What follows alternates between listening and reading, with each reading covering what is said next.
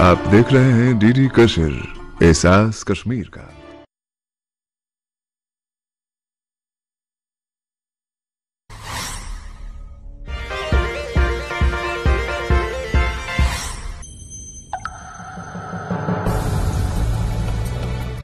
अस्सलाम वालेकुम dear students, कैसे हैं आप? इंशाल्लाह आप सब ठीक होंगे। आज हम आपके साथ एक और टॉपिक शेयर करने जा रहे हैं। क्लास 12th ज्योग्राफी से हमने लिया है।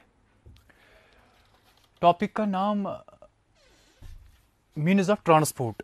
ये हम आज कोशिश करेंगे आपके साथ शेयर करने की और आपसे भी जानने की कोशिश करेंगे। तो यूनिट 4th से हमने लिया है ये। तो जैसे हमने पिछले लेक्चर में भी आपके साथ थोड़ा शेयर किया है कि जो हमारी ये 12th क्लास की ज्योग्राफी है, it is fundamentals of human geography part first और part second. Part first fundamentals of human geography जो है deals with the human geography of the world. For example हमने पॉपुलेशन पढ़नी है इसमें ऑफ द वर्ल्ड, हमने transportation पढ़नी है ऑफ द वर्ल्ड, हमने सेटलमेंट्स पढ़नी है ऑफ द वर्ल्ड। और जो पार्ट सेकंड है, so far as this your class 12th human geography is concerned, it is purely concerned with the India, that is our country. हमें transport पढ़ना है India का, पॉपुलेशन पढ़नी है इंडिया की, सेटलमेंट्स पढ़नी है इंडिया की और सम अदर टॉपिक्स। तो यहाँ पे जो हमने आज जो आपके साथ टॉपिक शेयर करने जा रहे हैं, तो ये हमने यूनिट 4th जो आपका पार्ट फर्स्ट है ह्यूमन ज्योग्राफी का, तो इसका नाम है ट्रांसपोर्ट, कम्युनिकेशन एंड ट्रेड। तो बहुत बड़ा यूनिट है, मज़ेदार यूनिट है। सिर्फ एक चीज़ है जो मैं पहले से ही बोलता आ रहा हूँ कि बस ए जोग्राफर मस्ट यूज़ TLMs। कोई भी टॉपिक पढ़ाने के लिए हमें अपने TLM चाहिए। तो हमारे TLM तो हर किसी मार्केट में मिलते हैं। For example we must use these maps, चाहे फिजिकल मैप हो, चाहे पॉलिटिकल मैप हो, चाहे बाकी ट्रांसपोर्टेशन मैप हो, ताकि इसमें भी ट्रांसपोर्टेशन लाइन्स दिखी हुई है तो ये हम इसको ट्रांसपोर्टर मैप भी बोल सकते हैं। या हमारे पास ये ग्लोब है, इसमें भी ट्रांसपोर्ट लाइन्स दी हुई है। हमारे पास इंडिया का मैप है अपना, तो इसमें भी ट्रांसपोर्ट लाइन्स दी हुई है। तो हम ये मैप भी यूज़ कर सकते हैं, बशर्ते कि हमें पूरा कंसंट्रेट होना चाहिए अपनी मैप स्टडी पर, जो कि हमने इंशाल्लाह अपने 11th क्लास जो हमने पास किया है तो उसमें हमने ये देखा है, जो प्रैक्टिकल वहाँ पर थे। तो यहाँ पर अगर हम देखेंगे आज, तो बस मैप का पता होना चाहिए कौन सा कॉन्टिनेंट कहाँ पे है और कौन सी कंट्री कहाँ पे है। फॉर एग्जांपल ये नॉर्थ अमेरिका सारा कॉन्टिनेंट है, ये साउथ अमेरिका ये कॉन्टिनेंट है, ये अफ्रीका AFRICA अफ्रीका ये कॉन्टिनेंट, यूरोप इतना, Asia ASIA Asia and Australia जो कि हम ऑस्ट्रेलिया न्यूजीलैंड ओशनिया हम उसको बोरिया एंटार्क्टिका है, तो वहाँ पर तो पॉपुलेशन नहीं है। तो इन कॉन्टिनेंट्स का पता होना हमें बहुत ज़रूरी है। और ये भी मैंने पहले लेक्चर में बोला था कि अगर मैं आपको बोलूँ चले हमें बांग्लादेश दिखाइए आप यहाँ मैप पे, तो एक जोग्राफर को ये नहीं करना है कि यहाँ से शुरू कहाँ है बांग्लादेश, नहीं, he must know that Bangladesh is in Asia. तो उसको पता होना चाहिए एशिया कहाँ है, हाँ एशिया तो यहाँ है, तो यही कही है। अगर यहाँ ढूंढे भी तो यहाँ चलेगा, तो यहाँ पर मिसाल के तौर पर बांग्लादेश है। अच्छा नेपाल, अच्छा ये मिसाल के तौर पर ब्राज़ील या वेनेजुला, मैक्सिको, तो ये चीज़ें हमें, न्यूजीलैंड कहाँ पे है, ये चीज़ें हमें कम से कम पता होनी चाहिए। तो इंशाल्लाह उम्मीद है कि हमें सब इन चीज़ों पे पूरा होल्ड है। तो अब हम टॉपिक को आगे बढ़ाएंगे। तो टॉपिक हमारा जो है that is means of transport. हम on the surface of earth रह रहे हैं, हम दुनिया में रहते हैं, हम एशिया में रहते हैं, अपनी बात हम करेंगे, हम इंडिया में रहते हैं, हम जम्मू कश्मीर में रहते हैं, हम कश्मीर में रहते हैं, हम बड़गाम में रहते हैं। तो एक जो इंसान होता है उसको उसके लिए ज़रूरी है और उसको करना भी पड़ता है टू अर्न हिज लाइवलीहुड, एक जगह से दूसरी जगह जाना पड़ता है।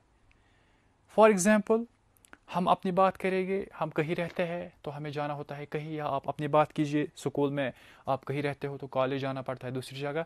तो हमें ज़रूरी है एक जगह से दूसरी जगह जाना।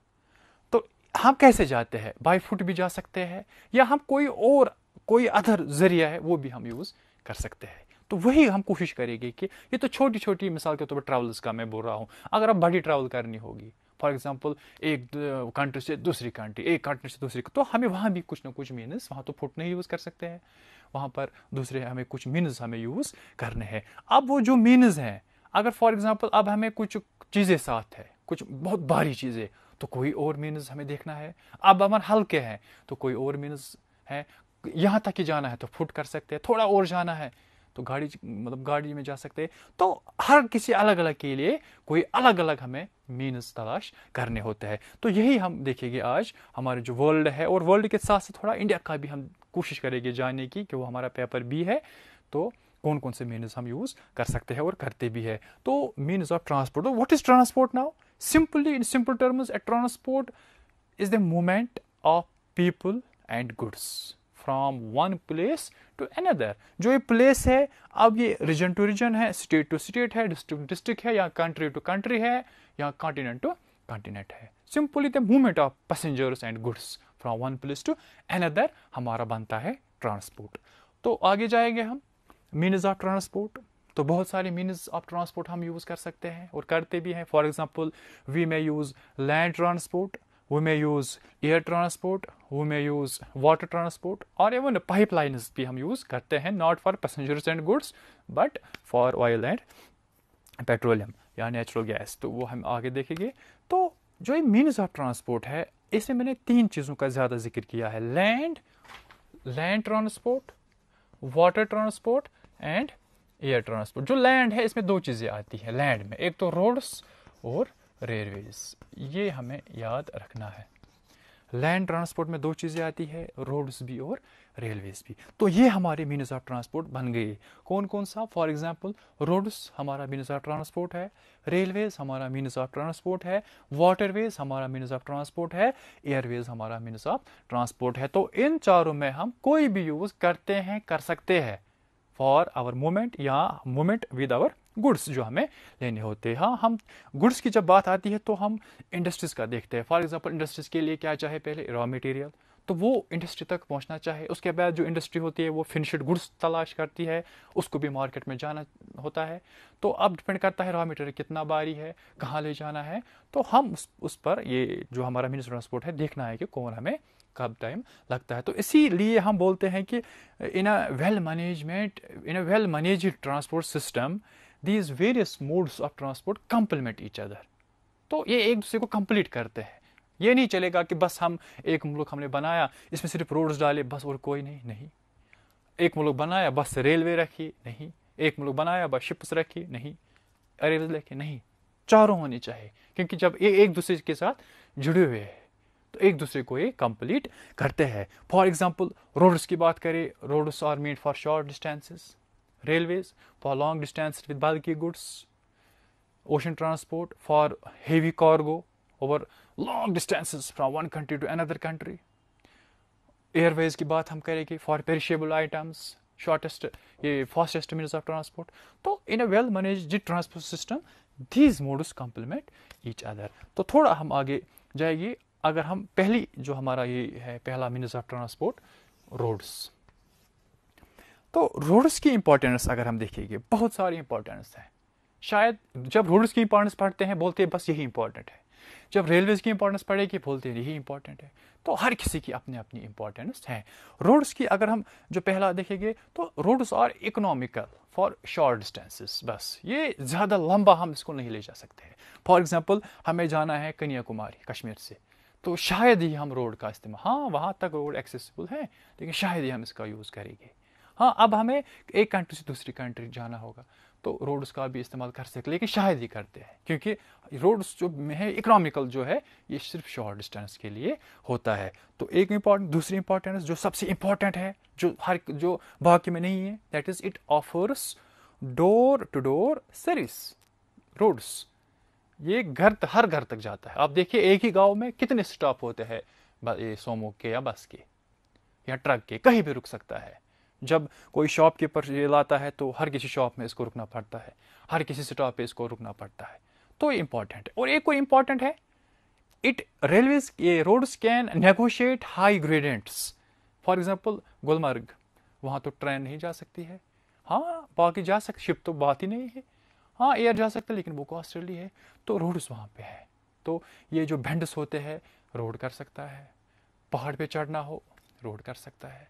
तो यहाँ पे रोड्स की, या पेरिशेबल आइटम्स, फॉर एग्जांपल हमें दूध लेना होता है फ्रॉम श्रीनगर या from rural areas to urban areas सुबह सुबह, या पेरिशेबल वेजिटेबल्स कुछ, तो उसमें लिए भी रोड बहुत इंपॉर्टेंट है।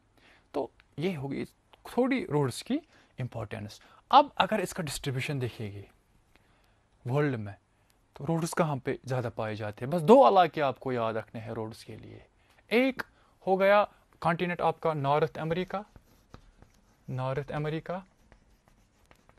और हो गया दूसरा हो गया आपका यूरोप। इसमें भी अगर आपको ज़्यादा चीज़ें याद रखनी है तो नॉर्थ अमेरिका का ईस्टर्न पार्ट और यूरोप का वेस्टर्न पार्ट, ये दो चीज़ें बहुत इंपॉर्टेंट, दो जगह ये हमें याद रखनी है जब भी हम कुछ खासकर ट्रांसपोर्ट का पढ़ाएंगे। फॉर एग्जांपल जो हमारा नॉर्थ अमेरिका है, ये है नॉर्थ अमेरिका, तो मैंने नॉर्थ अमेरिका का ये आपको गोल किया है, तो इसका भी मैंने आपको ये वाला पार्ट है, बहुत ज़्यादा इंपॉर्टेंट है। So far as roads are concerned, maximum roads है, फॉर एग्जाम्पल 33% रोड्स है वो सिर्फ नॉर्थ अमेरिका में है। उसके बाद यूरोप का जो इलाका है, फ्रांस है, स्पेन है, लंदन है, जर्मनी है, तो ये इलाका वेस्टर्न यूरोप तो बहुत इंपॉर्टेंट है, क्योंकि यही दो जगह आपस में बहुत सारा ट्रेड करते हैं। इसीलिए जब भी मैं किसी मीन्स ऑफ ट्रांसपोर्ट की बात करूं तो शायद मुझे लगता है कि हर कोई इन्हीं दो चीज़ों में आएगा, whether we will talk about the roads, railways, oceanways और एयरवेज, इन पाइपलाइंस भी। तो यही दो चीज़ें आपको याद रखनी है डिस्ट्रीब्यूशन में। तो डिस्ट्रीब्यूशन में नॉर्थ अमेरिका और यूरोप, तो ईस्टर्न नॉर्थ अमेरिका और वेस्टर्न यूरोप जो भी ये है वहाँ रोड ज़्यादा है। इवन अगर हम रोड डेंसिटी की बात भी अगर हम करेंगे, रोड डेंसिटी दैट मीन्स जो हमारी पॉपुलेशन डेंसिटी है, वैसे भी रोड डेंसिटी है। Road density simply means the length of roads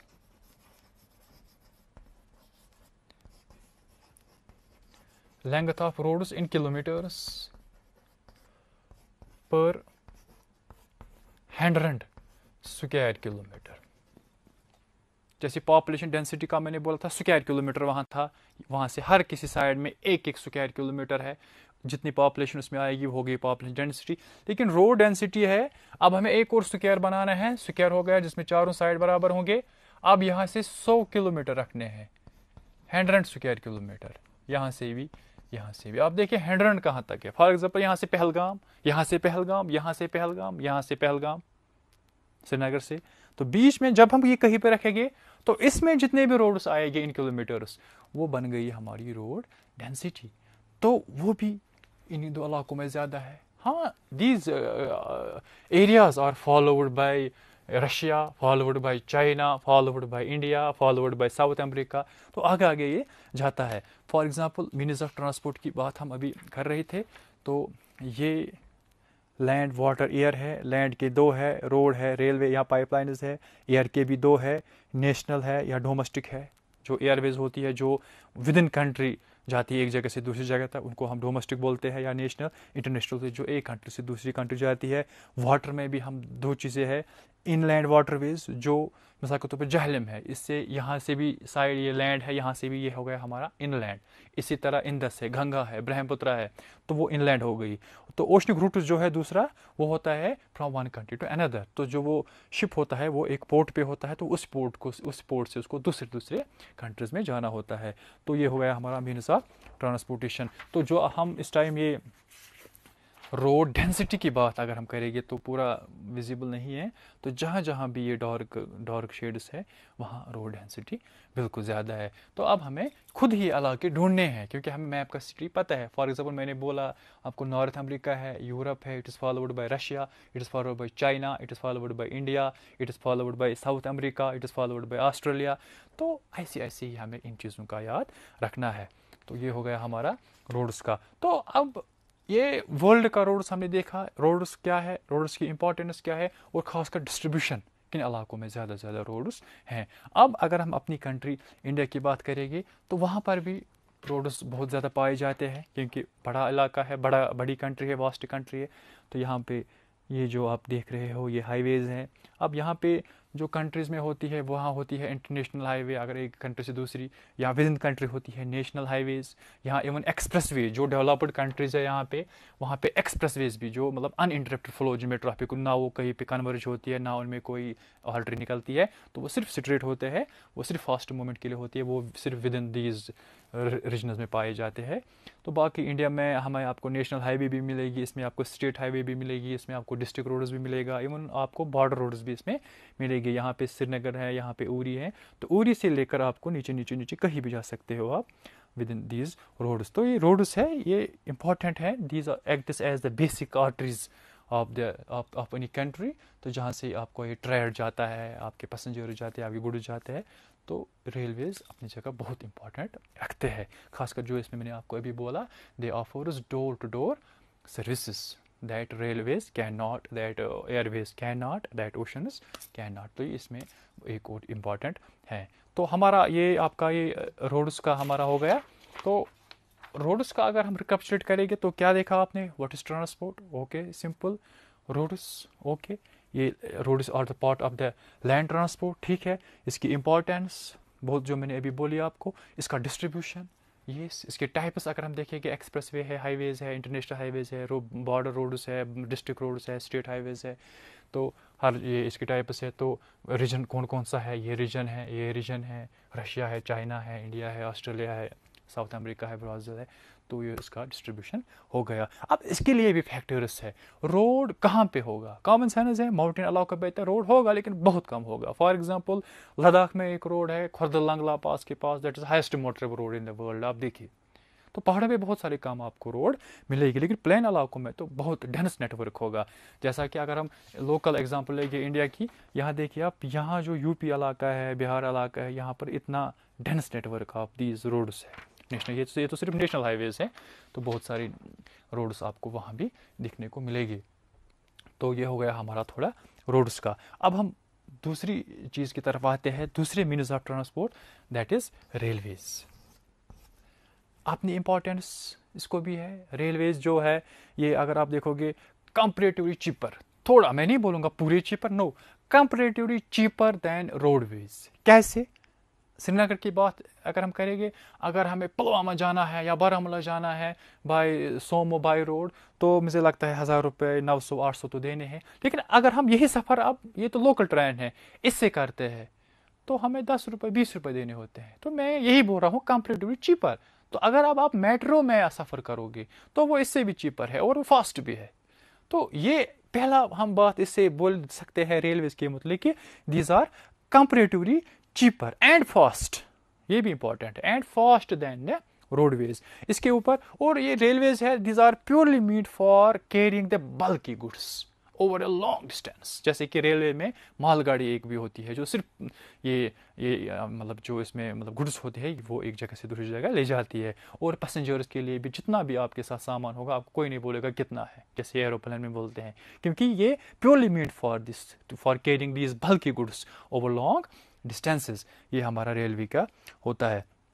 तो और एक चीज़ है कि मतलब इसको हम लाइफ लाइन ऑफ कंट्री भी बोलते हैं, क्योंकि जब ये चलती है तभी तो कोई मुल्क तरक्की करता है, क्योंकि ये फास्ट भी है। अब जो डेवलप्ड, अगर हम डेवलप्ड कंट्रीज़ की तो नहीं, अगर हम डेवलप्ड अपने इंडिया की बात करेंगे, जो भी यहाँ पर डेवलप्ड सिटीज़ हैं, कोलकाता है, मुंबई है या दिल्ली है, वहाँ पे मेट्रो ट्रेन जो है वहाँ पर अब खाल कोई अपना लोकल पैसेंजर मतलब मीन्स ऑफ ट्रांसपोर्ट यूज़ करता है। सब मतलब ये चाहते हैं कि हम मेट्रो से ही जाए, और मतलब फास्टेस्ट है, चीपेस्ट है, तो वो एक, और वो मतलब पोल्यूशन फ्री होती है, तो वो एक अच्छा हमारे एनवायरनमेंट के लिए भी है। या मतलब रोड्स जो होते हैं इमरजेंसी के टाइम पे भी यूज़ होते हैं।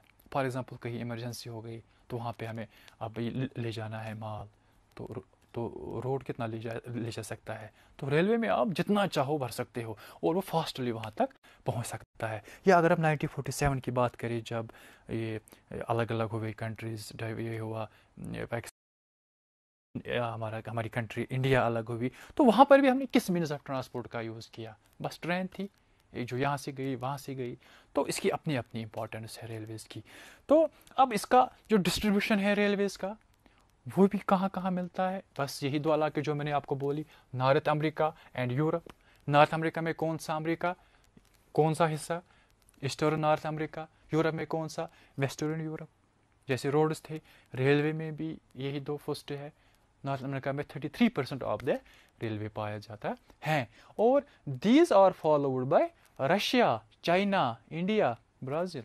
रशिया की बात करेंगे अगर आप देखेंगे, ये कितना मतलब बड़ा है रशिया, तो इसमें मैं बोलता हूँ 90% of the whole transport is railways.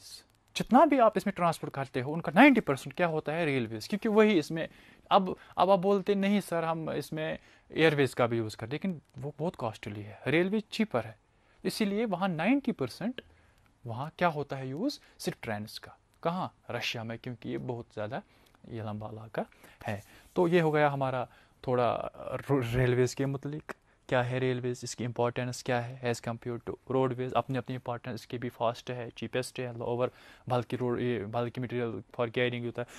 और एक चीज़ होता है इसमें इंडस्ट्रीज़, फॉर इंडस्ट्रियलाइजेशन रेलवेज़ का होना बहुत ज़रूरी है, क्योंकि इंडस्ट्रीज़ के लिए जो मैंने अभी भी बोला आपको, हमें क्या ज़रूरत है इंडस्ट्रीज़ के लिए, रॉ मटेरियल की।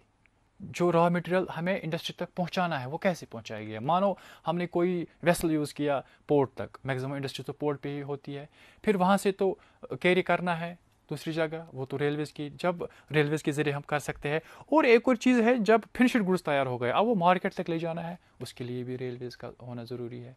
तो एक और चीज़ है कि इंडस्ट्रियलाइजेशन जो है वो भी रेलवेज़ की से ही आई है। तो ये थोड़ा हमारा हो गया रेलवेज़। अब रेलवेज़ में एक और चीज़ है कि बहुत सारी जो रेलवे लाइन है वो मिलाती है जो भी कोई कॉन्टिनेंट है उसके दो एक्सट्रीम एंड्स को। फॉर एग्जांपल कनाडा की बात करें, ये इसका एंड है, ये इसका एंड है, तो एक रेलवे लाइन है जो इस दो एक्सट्रीम एंड्स को मिलाती है। फॉर एग्जांपल रशिया है यहाँ से यहाँ तक, यहाँ ऑस्ट्रेलिया है यहाँ से यहाँ तक। तो those railways which connect us two extreme ends of any continent are called intercontinental railways। ये बहुत ही इंपॉर्टेंट है।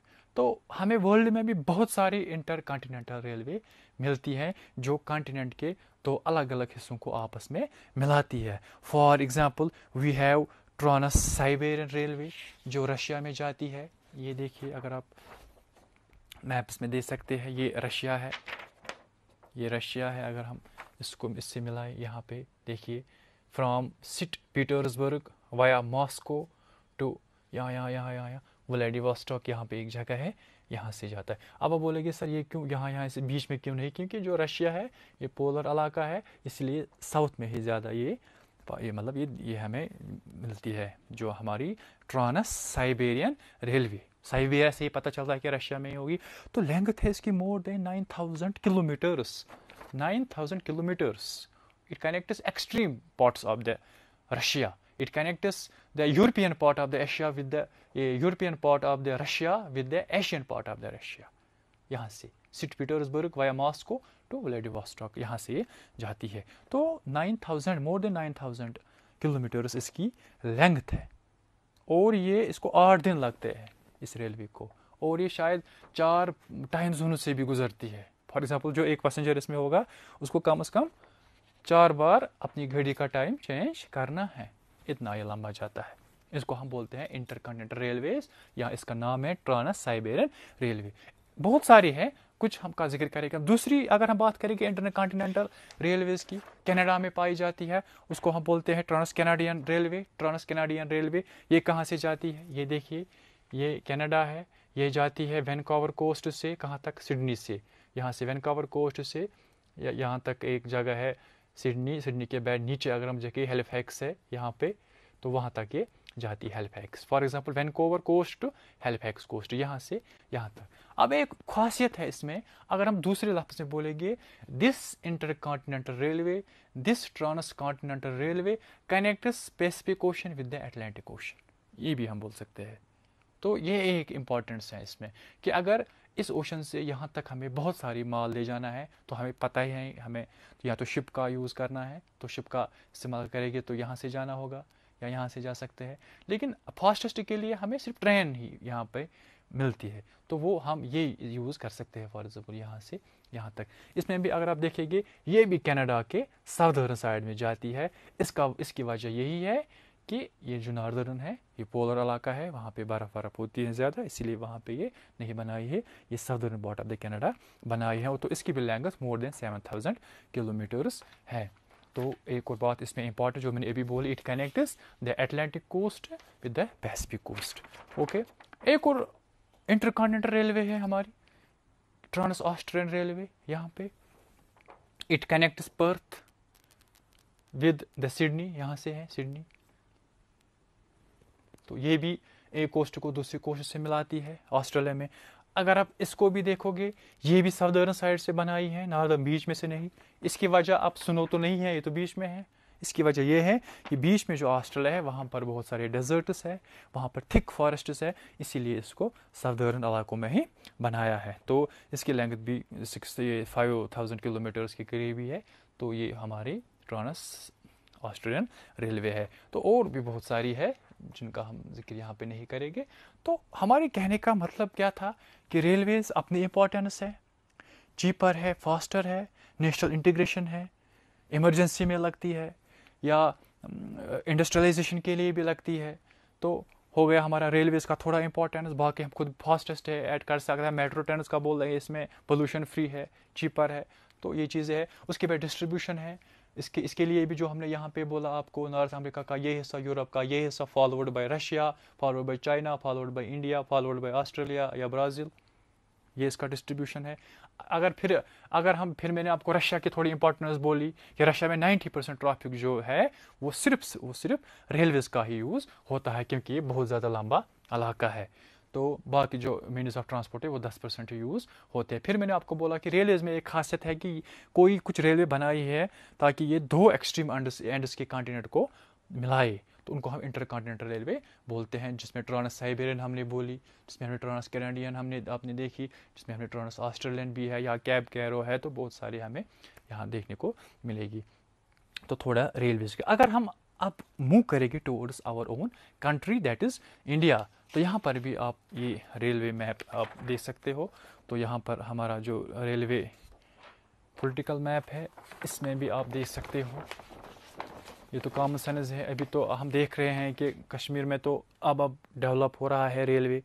क्यों? क्योंकि इसकी जो टोपोग्राफी है वो बहुत ही मुश्किल है। फॉर एग्जांपल जो इसमें टनल्स बन रहे हैं, चाहे रोड्स के लिए या रेलवे के लिए, वो बहुत बड़ी है। फॉर एग्जांपल आज से पहले अगर हम देखें कश्मीर में जब रेलवेज का नहीं था या रोड्स का उतना नहीं था, तो कौन कौन रेलवे जो हमारे महाराष्ट्र में है, दैट वाज 6.5 किलोमीटर, तो उसको हम बोलते थे एशियाज लॉन्गेस्ट टनल 6.5, अभी भी बुक्स में लिखा है।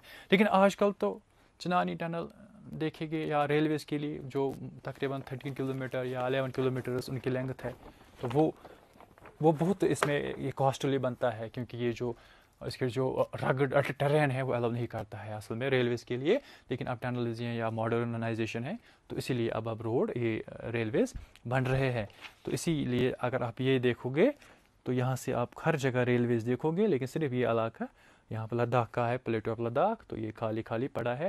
लेकिन बारामूला तक, यहाँ पे बारामूला है, तो बारामूला से आप ट्रेन आपको कहीं भी मिलेगी। तो ये हो गया हमारा। और यहाँ पर भी फैक्टर्स की जब बात करेगी, तो यहाँ पर जब रोड्स मैंने दिखाया था, यहाँ पर डेंस रोड्स थे, और रेलवेज भी यहाँ पर ही डेंस है, क्योंकि वहाँ प्लेन इलाका है, यूपी है, बिहार है, तो वहाँ पर और आबादी भी ज़्यादा है, क्योंकि मैक्सिमम यूज़ रेलवे ही यूज़, मैक्सिमम पीपल रेलवे ही यूज़ करते हैं। तो हमारे जो दो मीन्स ऑफ ट्रांसपोर्टेशन थे, रोड्स थे, रेलवेज थे, इनका थोड़ा इंपॉर्टेंस और इनका डिस्ट्रीब्यूशन हमने थोड़ा देखा, और रेलवेज के साथ हमने थोड़ा ऐड किया कि इंटर कॉन्टिनेंटल रेलवेज। ओके, अब मुड़ते हैं हम तीसरे means of transport, that is waterways. Waterways में हम क्या बोल सकते हैं? वाटरवेज अगर हम देखेंगे, दिमाग में क्या आता है हमें? जो बच्चा बाहर नहीं गया हो उसको जहलम के वो हाउस बोट्स नजर आए थे, लेकिन नहीं, हम बड़े बड़े शिप्स की बात करते हैं। हम उन शिप्स की बात करते हैं जिनमें स्विमिंग पूल भी होगा, हर कोई फैसिलिटी, बड़े बड़े होटल्स होते हैं। तो ये वो बनाते हैं वाटर ट्रांसपोर्ट। लेकिन एक एडवांटेज है इसमें और एक डिसएडवांटेज भी है इसमें। हर किसी को होती है अपनी अपनी एडवांटेज डिसएडवांटेज। लेकिन वाटर ट्रांसपोर्ट का है ये सबसे चीपेस्ट है, सबसे चीपेस्ट। लेकिन जो उसकी स्लो स्पीड है, हालांकि कि आजकल सुपरसोनिक मतलब जो शिप्स आए हैं, तो वो भी आज ठीक है। तो ये इसकी मगर डिसएडवांटेज स्लो स्पीड। और पहले क्या होता था, जब वाटर ट्रांसपोर्ट की हम बात करते थे, तो शिप्स को जाना था, मिसाल होता था ऑस्ट्रेलिया से यूरोप की तरफ, तो वो जो कुछ चीज़ें होती है दूध की, मतलब पेरिशेबल आइटम्स, तो वो शिप्स में नहीं ले जाते थे क्योंकि वो ख़राब होती थी।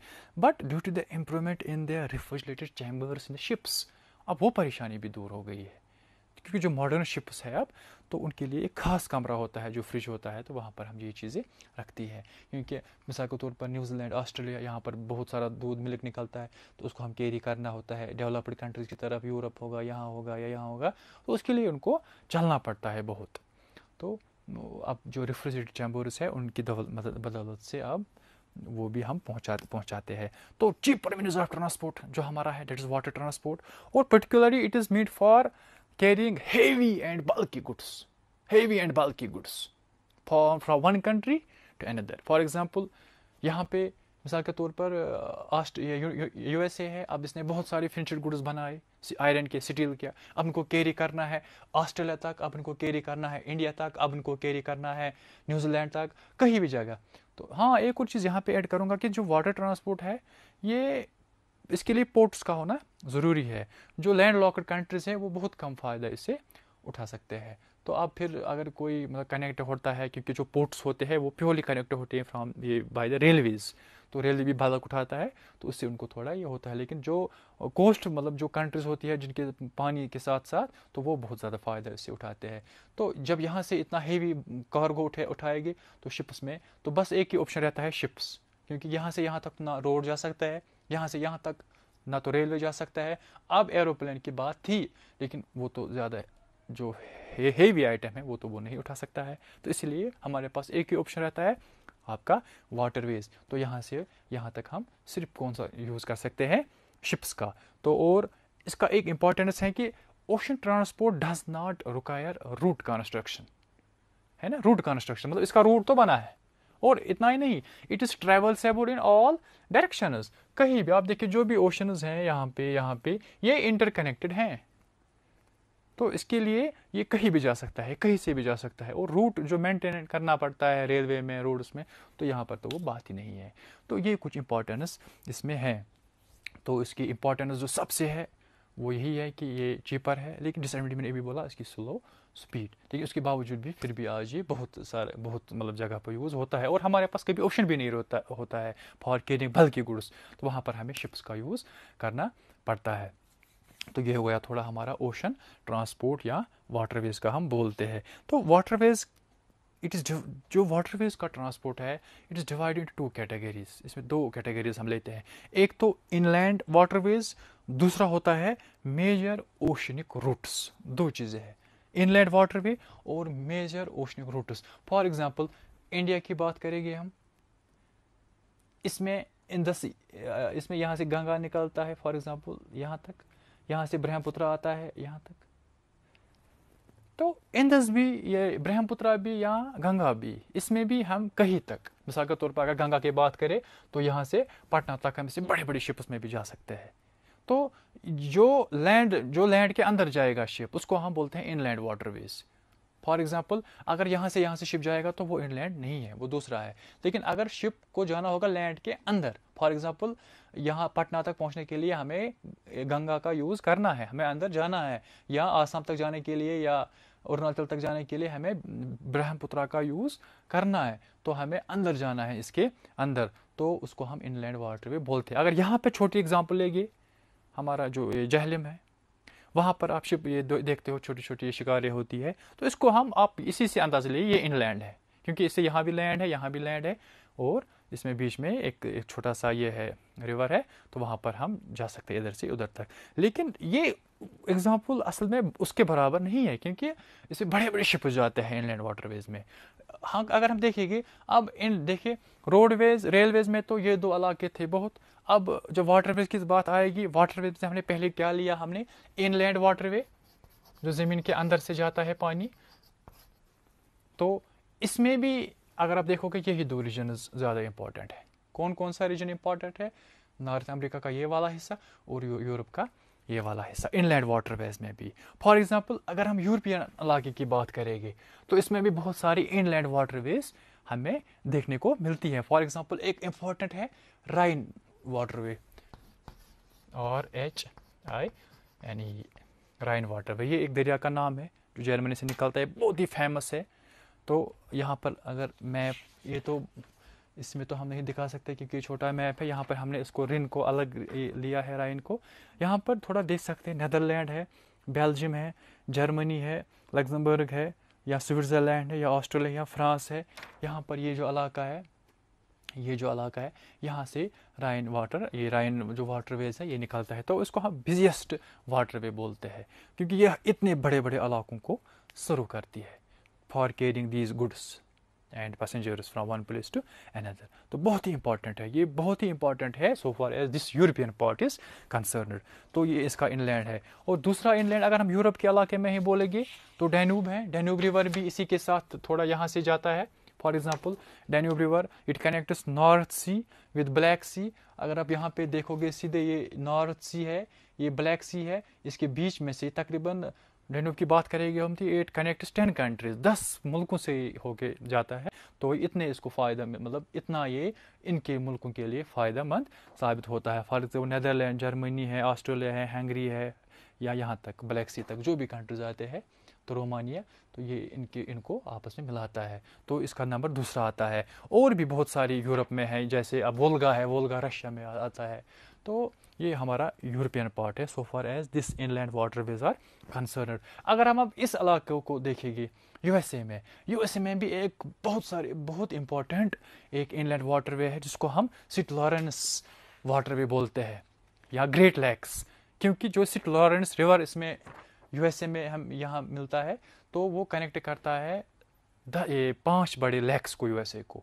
तो वो इनकी जो इनलैंड जो सर्व होती है वो वहाँ करती है। फिर वहाँ से माल जाता है यहाँ तक, फिर यहाँ से जाता है वहाँ तक। जैसे मिसाल के तौर पर जो इंटर इलाका है यूएसए का, इनको ट्रेड करना है यूरोप के साथ, तो वो इसी जो सेंट लॉरेंस रिवर है इसी के ज़रिए पोर्ट्स पे पहुंचता है, फिर न्यूयॉर्क, तो यहाँ से पहुंचता है यहाँ तक। और जो यूरोप में माल बनता है वो राइन या डैन्यूब या वोल्गा से आता है यहाँ तक, फिर यहाँ से यहाँ तक ये ट्रेड करते हैं। और एक और खासियत है इन्हीं दो इलाकों में कि जितना वर्ल्ड में होल ट्रेड होता है 50% से ज़्यादा ट्रेड सिर्फ इन दो कोस्ट्स के बीच में होता है। तो आप देखिए कि ये कितने ट्रेड आपस में करते हैं, क्योंकि रोड भी इन्हीं में है, फिर डेवलप हो गया है, रेलवेज भी इन्हीं इलाकों में ज़्यादा डेवलप हो गया है। अब इनलैंड वाटरवे की बात करेंगे, हाँ there are inland waterways in China, in India, but not to that extent कि जितना इन दो कंट्री मतलब इन दो मतलब पार्ट्स ऑफ द वर्ल्ड में पाया जाता है। तो ये देखिए आप यहाँ पर अगर हम ग्रेट लेक सेंट लॉरेंस सीवे की बात करेंगे हम, ये भी छोटा मैप है, तो यहाँ पर भी हमें उतना नहीं मतलब देखने को मिलेगा यहाँ पे। तो इसमें हम कलर करेंगे, देखिए लेक सुपीरियर है, लेक मिशिगन है, लेक होरन है, या लेक ओंटारियो है, लेक एरी है। ये 5 लेक्स मिलते हैं, फिर यहाँ सेंट लॉरेंस रिवर के साथ यहाँ तक जाती है, फिर अटलांटिक ओशन के साथ मिलती है। तो जो भी इसमें इंटीरियर इलाके में आप कोई भी चीज़ हो जिसको ट्रेड के लिए जाते हैं, तो वो इसी रोड के साथ यहाँ तक पहुँचता है। फिर वहाँ कहीं भी जाना होगा, चाहे न्यूजीलैंड के पास, ऑस्ट्रेलिया, या पर्टिकुलरली यूरोप, वहाँ तक ये पहुँच सकता है। तो ये हो गया इंडिया का, ये वर्ल्ड की हम बात कर रहे हैं, इसका इनलैंड वाटरवेज। अब हमारी अपनी कंट्री की बात है इंडिया की, उसमें भी मैंने आपको पहले ही बोला, ये आपका ये हमारा ये है, देखिए यहाँ पे NW1 that means national waterway 1, यहाँ से हालांकि गंगा निकलता है यहाँ से, लेकिन यहाँ तक ये नेविगेबल हैं। तो यहाँ तक जैसे ब्रह्मपुत्र है यहाँ तक, जैसे उड़ियो गमंडल कैनाल है यहाँ से, जैसे ये तो मिनिमम ही हमें यहाँ पे इनलैंड वाटरवेज मिलते हैं। और जो बाकी रेस्ट ऑफ द कंट्री है तो वहाँ पर नहीं, क्योंकि वो ओशन के दूर मतलब ओशन के साथ नहीं मिलते हैं। तो ये हमारा इनलैंड वाटरवेज हो गया। तो उसके बाद अगर हम वाटरवे में ही, मैंने पहले बोला कि it has 2 categories, first was the inland waterway. अब जो दूसरी कैटेगरी है that is major oceanic routes. अब एक पोर्ट से हमें जाना है दूसरे पोर्ट तक, दूसरी कंट्री से। फॉर एग्जांपल यहाँ पे न्यूयॉर्क, ये एक पोर्ट है, यहाँ पे मिसाल पर्थ है, ये एक पोर्ट है। तो यहाँ से हमें जाना है यहाँ तक, तो वहाँ पे हम इनलैंड का यूज नहीं कर सकते, वहाँ पर हमें ओशनिक रूट का इस्तेमाल करना है, उनको हम मेजर ओशनिक रूट बोलते हैं। तो so far as our country, so far as whole world is concerned, बहुत सारे ओशनिक रूट इसमें हमें देखने को मिलते हैं। कुछ इंपॉर्टेंट है उसका जिक्र हम करेंगे। फॉर एग्जांपल जो सबसे इंपॉर्टेंट ओशनिक रूट है that is the North Atlantic sea route. North Atlantic तो नाम से पता चलता है, अटलांटिक ओशन ये है, इसका नॉर्थ ये है, तो कोई रूट है जो नॉर्थ अटलांटिक से होकर गुजरता है। अब जब आपको पता ही है, जो मैंने अभी बोला आपको, यहाँ से नॉर्थ अमेरिका भी है, यूरोप भी है, तो शायद ये रोड इन दो को कनेक्ट करता है और करता भी है। North Atlantic sea route, it connects the North American sea coasts to the European sea coasts. तो 50, जो मैंने अभी बोला आपको, अगर वर्ल्ड में 100% ट्रेड होता है तो मोर देन 50% ट्रेड इन्हीं दो रीजन्स के बीच में होता है, क्योंकि ये ही डेवलप्ड है, चाहे इंडस्ट्रियलाइजेशन हो, अर्बनाइजेशन हो, कुछ भी हो, तो इन्हीं दो के बीच में होता है। तो ये नॉर्थ अटलांटिक सी रूट, तो इन्हीं दो बीच में। तो दूसरा है the Suez canal route. Suez canal में यहाँ पे, जो यहाँ पर सूज एक पोर्ट है जो इजिप्ट का, तो इसको हमने ये काटा है ताकि क्या होता था कि अगर मुंबई से जाना होता था यूरोप, तो यहाँ से यहाँ तक जाना पड़ता था। इस रूट को हम बोलते थे cape of the route of cape of good hope. या ऑस्ट्रेलिया भी यहाँ से यहाँ तक जाता था यूरोप, या यहाँ से यहाँ तक, या यहाँ से यहाँ तक। फिर क्या हुआ, जो यहाँ पे इतमस है सूज का, तो वो काटा, ताकि इससे क्या हुआ, इससे तकरीबन 9000 किलोमीटर बाई सी बच गए from India to Europe. For example, आप मुंबई से निकलते हैं सीधे यहाँ तक, ऑस्ट्रेलिया से निकलते हैं सीधे यहाँ तक, तो यहाँ यूरोप से ही आ सकते हैं यहाँ तक। तो it reduces at least 9000 kilometers from India and Europe sea distance। तो और एक और रूट है इसके बाद, cape of good hope route, वो यहाँ से जाता था, लेकिन जब ओपनिंग ऑफ सूज कैनाल हुई तो it has lost its significance. दूसरा एक रूट है पनामा रूट, जो पनामा इथमस से हमने काटा है। इससे पहले क्या होता था, अगर यहाँ से यहाँ तक हमें ले जाना होता था बाय शिप, तो ऊपर से तो जा नहीं सकते थे क्योंकि वहाँ पोल्स है, तो यहाँ से कैप हॉर्न, यहाँ पे ये स्टॉर्म में कैप हॉर्न है, तो इससे हमें जाना पड़ता था यहाँ तक। तो फिर अब क्या हुआ, अब जब हमने यहाँ पनामा इथमस काटा, तो यहाँ से यहाँ तक जा सकते हैं, यहाँ से यहाँ तक जा सकते हैं, या यहाँ से यहाँ तक जा सकते हैं, या यहाँ से यहाँ तक जा सकते हैं। तो ये कुछ मेजर ओशनिक रूट्स है। तो अब लास्ट में हम जाएंगे, हमारे लास्ट में जो हमारा एयरवेज है, फास्टेस्ट है, लेकिन इसमें एक प्रॉब्लम है कि ये कॉस्टली है, और वही कंट्रीज ये मतलब कर सकते हैं प्रेफर जो बहुत ही डेवलप्ड हो। तो इसमें भी यही दो इलाके पाए जाते हैं। इनकी सिग्निफिकेंस कैसे पता चलती है हमें? For example, out of world's 10 most important airports so far as passenger carrying is concerned, 5 are in North America, 4 in Europe, and only 1 in Asia, that is in Tokyo। तो बस 10 ही इंपॉर्टेंट है, तो 5 इसमें, 4 इसमें। तो आप देखिए बाकी वर्ल्ड में इसकी कोई इंपॉर्टेंस नहीं है। और एयर ट्रांसपोर्ट सबसे फास्टेस्ट है। इसकी एक कोटेशन है कि no place in the world is 35 hours away. तो इसमें क्या है, for example, one can have breakfast in Mumbai, one can have lunch at London, one can have dinner at New York. तो ये इसकी खासियत है एयर ट्रांसपोर्ट की। तो लेकिन इसमें कुछ चीज़ें हैं, मतलब फॉर एग्जांपल कि ये कॉस्टली है, तो ये प्रेफर वही कंट्रीज़ करते हैं जिनमें बहुत सारा हमें ये जिनमें जो बहुत सारी डेवलप्ड है। तो डेवलपिंग कंट्रीज़ में इनका यूज़ बहुत कम हो रहा है। तो इसकी और इम्पॉर्टेंस है, it is used in emergency, it is strategic importance. तो एयर ट्रांसपोर्ट में ये चीज़ें हैं। तो जो हमारा आज का टॉपिक था, it was about the means of transport. Roads का हमने देखा, डिस्ट्रीब्यूशन इंपॉर्टेंस, रेलवेज़ का डिस्ट्रीब्यूशन इंपॉर्टेंस, फिर इंटरकॉन्टिनेंटल रेलवेज़, वाटरवेज़ का distribution importance, inland and oceanic routes, अब एयरवेज़ का हमने देखा। तो ये सारी जो मीन्स ऑफ ट्रांसपोर्ट है, मैंने पहले बोला कि in a well managed transport system these means complement each other. तो ये हमारा आज का टॉपिक है। तो इंशाल्लाह आपको सारा समझ आ गया होगा। तो कोई भी क्वेरी हो तो कांटेक्ट कीजिए मुझे, मेल कीजिए मुझे। जो मेल एड्रेस है तो मैं यहाँ पे लिखूँगा, फॉर एनी क्वेरी या फॉर एनी सजेशन या फर्दर मटेरियल जो आपको इसके लिए चाहिए। तो AIJAZHABI@gmail.com। फिर से मैं पढ़ने जा रहा हूँ आपके लिए, AIJAZHABI@gmail.com। व्हाट्सअप नंबर भी यहाँ पे आपके लिए मैं छोड़ रहा हूँ, 9906611270।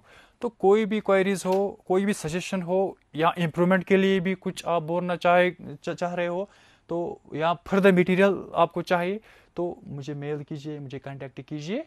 तो मैं कोशिश करूंगा कि मैं आपके लिए वो पेश करूं। तो इंशाल्लाह दूसरे टॉपिक में फिर मिलेंगे, फिर से आपसे मुलाकात होगी। तब तक अल्लाह के हवाले बैठिए।